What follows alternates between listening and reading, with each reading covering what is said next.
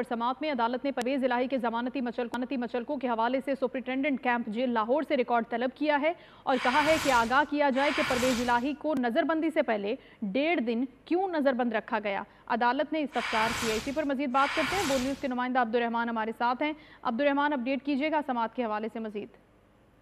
जी बिल्कुल, लाहौर हाईकोर्ट के जस्टिस राहिल कामरान शेख ने पीटीआई रहनुमा परवेज इलाही की नजरबंदी के खिलाफ दायर दरखास्त की समाअत करते हुए परवेज इलाही के जमानती मुचलकों के हवाले से सुप्रीटेंडेंट कैंप जेल लाहौर से रिकॉर्ड तलब कर लिया है। अदालत ने रिमार्क देते हुए कहा है कि आगाह किया जाए कि परवेज इलाही को नजरबंदी से पहले 1.5 दिन क्यों नजरबंद रखा गया, जबकि जेल मैनुअल के तहत कानूनी तकाजे पूरे करने पर परवेज इलाही को रिलीज क्यों नहीं किया गया।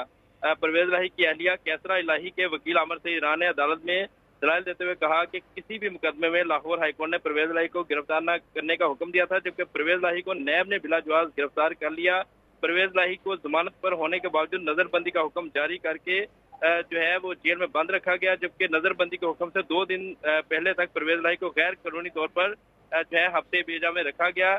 सरकारी वकील की जानब से अदालत में जवाब जमा कराते हुए कहा गया कि परवेज इलाही को नैब ने अपनी हिरासत में ले लिया है और नजरबंदी का हुक्म जो है वो गैर मौसर हो चुका है, लिहाजा ये दरखास्त है मुस्तरद की जाए क्योंकि ये गैर मौसर हो चुकी है। जिस पर अदालत ने सुप्रीटेंडेंट कैंप जेल को परवेज इलाही के जमानती मुचलकों का तमाम रिकॉर्ड जो है 22 अगस्त को लाहौर हाईकोर्ट के रूबरू पेश करने के अहकाम सादर करते हैं। ठीक है अब्दुर्रहमान, आप हमारे साथ ही रहेगा। अब्दुर्रहमान, लाहौर हाईकोर्ट में हसन नियाजी की बाजियाबी के हवाले से दरखास्त की समाअत जो 2 बजे तक मुलतवी की गई है।